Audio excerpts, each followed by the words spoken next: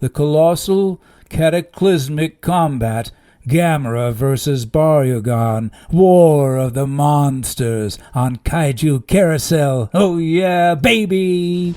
Let's go, Gamera! Gamera! Gamera! Gamera is really neat. Gamera is filled with meat. We've been eating Gamera. Shell, teeth, eyes, flames, claws, breath, scales, fun. いったぞついたぞゴーゴーゴー回転ジェルトで大当たり強いぞカメラ強いぞカメラ強いぞカメラ Jolly good day. This is Lord Horace, Highborn of Buckingham. Today we present the tale of the tape for Gamera's first opponent, the deadly horned reptile Barugon. Barugon is a kaiju, or a giant monster, featured in the Japanese film Gamera vs. Barugon from 1966. Here's a breakdown of Barugon. Height, approximately 67 meters, or 220 feet. Weight, approximately 80 metric tons. Abilities, number 1, freezing breath. Barugon can emit a powerful freezing ray from his very long, extended tongue, capable of freezing anything in its path. Number 2, rainbow ray. Could that be like those adorable Care Bears that sprinkled everyone with flowers and candy? Let's see.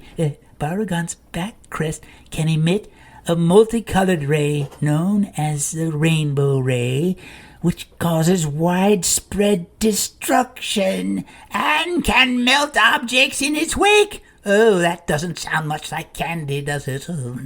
3, a tail. Barugon has a very long tail that it can use as a weapon, swatting away opponents or smashing through obstacles. And then there's number 4, durability. Barugon's tough hide provides it with a certain level of durability, allowing it to withstand attacks from other kaiju. Action. Of course, it also has its weaknesses. Number 1 weakness, limited mobility. Barugon, like many kaiju, is large and somewhat slow-moving, making it vulnerable to faster opponents or attacks from a distance. Yes. Number 2, water sensitivity is another weakness. Barugon is highly sensitive to water, which can be used against it to weaken its defenses. Barugon's unique abilities, particularly its freezing and rainbow rays, make it a formidable opponent in the world of kaiju battles. However, like all monsters, it has its vulnerabilities that clever adversaries can exploit. Well, there we have it, gentlemen. As far as vulnerabilities go, by the way, I have mine as well. It's tea time, and there is a chauffeur waiting for me. Where is that chauffeur of mine? Oh, Quigley! He's so elusive. Quigley! Oh, where are you? Peekaboo! Where are you, Quigley? Oh, that silly fellow, where did he go?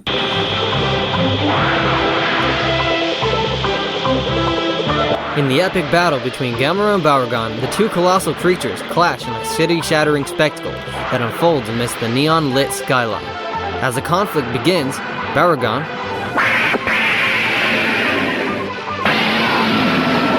with its menacing horn and icy breath, launches a devastating assault, freezing entire blocks with its freezing breath, turning them into icy wastelands. Gamera, the guardian of humanity,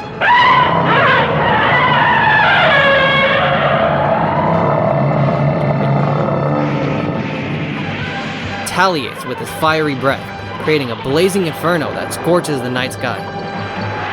The fight escalates into a high-stakes aerial duel, with Gamera taking to the skies, his powerful shell shielding him from Barugon's freezing rays. Barugon, however, proves to be a worthy adversary, countering Gamera's every move with its agility and cunning. The battle rages on, shaking the very foundation of the city as both monsters unleash their devastating powers upon each other. Amidst the chaos, humanity watches in awe and terror as these titans clash. the outcome of their battle hanging in balance. Buildings crumble and the ground trembles beneath the force of their blows.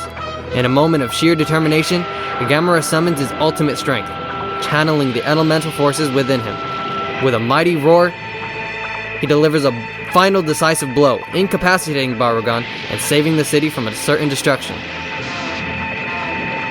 As the dust settles, Gamera stands victorious, his triumph a testament to his indomitable spirit and unwavering dedication to protecting the Earth. The city may be in ruins, but hope remains, thanks to the bravery of the guardian monster, Gamera. Gamera is really neat. Gamera is filled with meat. We've been eating Gamera. So, here we are to review Gamera vs. Barugon. It's me. It's Professor Veritas, and it's, Wasn't Ryan supposed to be here? yeah. You know, last I saw him, he was looking for shades. Matter of fact, he did the plot summary for Gamera vs. Barugon and completely blew it. It was dramatic, it was cool, but it had nothing to do with the movie whatsoever. You know, Wikipedia, though, got it right. This is what they said. 6 months after the events of Gamera the Giant Monster, a meteorite collides with the Z-Plan rocket and frees Gamera, who returns to Earth and attacks Kurobi Dam in Japan. Ichiro, a World War II veteran, sends Kawajira, Ondura, and his brother Kaseki to an island in New Guinea to retrieve an opal he once found and hid in a cave. Despite warnings of the local villagers, the trio set out and locate the opal. But Kajira dies when stung by a scorpion. Kaseki is rescued by the locals and tells one of them, Karen, about the opal they found. Karen reveals that the alleged opal is not really a jewel, and convinces Kaseki to take her to Japan and retrieve it. En route back to Japan, Aranda accidentally leaves the opal exposed to infrared light. The heat incubates the opal, revealing it to be an egg, and from it hatches Barugon. Upon arriving to Kobe Harbor, the ship is suddenly destroyed. Ichiro finds Aranda, tells him that Kaseki and Kajiri died in the jungle. Having grown to an immense size, Barugon surfaces from the harbor and proceeds to attack. While debating how to recover the opal, which he still believes to be aboard the sunken ship, Aranda inadvertently blurts out that he killed his two companions, and then murders both Ichiro and his wife to cover up his crime. Barugon's Rainbow Ray attracts Gamera, and the two battle in Osaka. However, Barugon freezes Gamera in place. Kaseki and Karen find Aranda, subdue him, and leave him tied in his home. Kaseki makes a discovery that Barugon's Rainbow Ray does not destroy the rear-view mirrors of the Jeeps that it disintegrated. Apparently, Barugon's Rainbow Ray doesn't affect reflective surfaces. Kaseki and Karen take this information and convince the military to build a James Bond-esque reflector. The military has been keeping Barugon at bay by exploiting his weakness to water. They keep dumping water on him over and over again, and he can't move. So they set up the James Bond deflector, they put a bunch of tanks around it, and they fire on Barugon. Barugon fires his ray, as you would expect. The ray reflects off the reflector and pretty much fries him, but does not totally destroy him. They want to try to set it up again, but Karen tells him, look, this is an animal. Once he's made the mistake and injured himself, he will not do the same thing again. So Barugon is not going to cooperate in his own destruction here. But he's not needed to, because Gamera arrives on the scene. That's right, Gamera, who was frozen in Osaka, thaws. Remember, Gamera's got a furnace inside of him. So he thaws out and he flies after Barugon. They have a great WWE fight with all kinds of cool things happening. But eventually Gamera drags Barugon into the water, drowning him. What did you think about the movie? Is this the first time you've seen it? This was the very first time I saw Gamera versus Barugon. This movie did not have Kenny. That's one of the big differences in the film, and it's considered a darker Gamera film because of it. What did you think about the lack of Kenny? I appreciated the lack of Kenny very much, and I enjoyed the film on another level. It did have a young woman who gave advice to the government, the scientists and the military, kind of like Kenny did, kind of saved the day as well. So we didn't have a Kenny, but we had someone similar to that who was considered to have some kind of connection to the other creature, Barugon, as opposed to Gamera. The crime noir part of this, with that one that the gangster dude that killed, what, 3 people in this film? At least 4, 3. yeah. Possibly hundreds and thousands, based if you blame him for bringing the egg over, yes. Right, he watched the guy get stung by the scorpion. That kind of stuff was way darker than the usual Gamera film. Of course, him getting eaten by Barugon's very long tongue was awesome. What did you think about that type of elements in this film? It added another dimension to storytelling that the Japanese Toho studio brought in, which I appreciated it again. It really brought you to dislike that would-be thief, that thief that took the egg, and that payoff there with that huge fire-extinguishing chameleon-like tongue of Barugon was quite a wonderful payoff there at the end. So I thought it was a nice little trope, and I thought it was executed well and executed wonderfully. I think Barugon is one of my favorite Gamera villain designs, not just because he looks really cool with the long tongue and the bikes and the big old mouth that makes him look like a reptile dog lizard thing. I really love the power set. And this guy is like so contradictory. He's a tropical volcanic lizard who spits ice and snow and has a weakness to water. This to me is, they just threw everything in a bucket. What did you think about Barugon? The Barugon creature, I liked its kind of prehistoric nature-ness to, like, what would a chameleon look like if it was actually a giant, huge kaiju dinosaur creature. So I appreciated that element to it, the spikes. I never expected, though, to have kaiju to have a rainbow as a disintegrator ray. So when that happened, it blew my mind. It just it took things to a whole new level.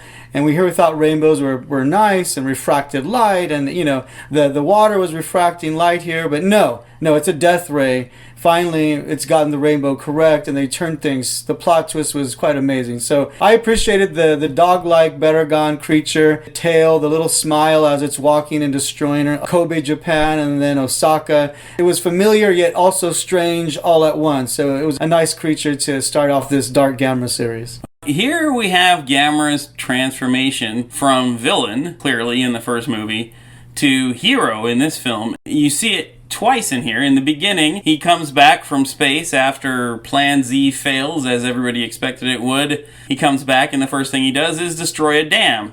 Without the prompting of a Kenny, he ends up saving Japan by destroying Barugon, drowning him in the sea. I appreciated the Gamera transformation. It helped me to see that he is not just some beast coming and rising out of the ice. And again, there's irony there that he came out of the ice, and ice is his weakness, and Barugon came out of the volcano, and then water is his weakness. I like the setup they had, the foreshadowing when he used water to destroy the city. It would be water that they would use to destroy Barugon. It gave him kind of a heads up. I liked that right after that, after he got his little revenge, he went to the volcano to kind of restore himself, rejuvenate himself, and then when Barugon started attacking, that he just kind of got his alerts, his Gamera senses got up there, and he went after him right away.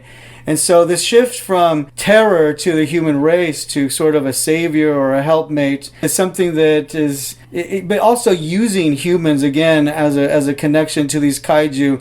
I think it's something that is very helpful to Gamera's character and kind of builds on that heroic. Again, doing it without Kenny is interesting. They didn't bring that element back, and he's just kind of doing it now as a result of his connection to Kenny. Kind of like getting back and then getting back into things and protecting the Earth now from other monsters. He didn't destroy the rest of Japan after he defeated Barugon. Something shifted, something clicked in his primordial brain. His thoughts shifted somewhere, his personality. So I thought that was a nice twist. I'm looking forward to seeing what else is going to happen in the life and the heroics of Gamera.